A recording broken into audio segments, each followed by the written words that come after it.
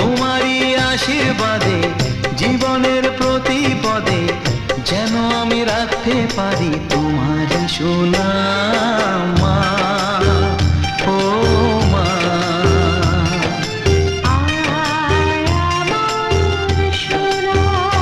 ও স্নেহের ছায়ায় ভালোবাসায় ঢেকে রাখে যে, অনেক জ্বালাশয় বুকে জড়িয়ে রাখে যে, তারই আঁচলে মুখ লুকিয়ে রেখে জীবন আমার কাটিয়ে দেব তোমায় দেখে মা।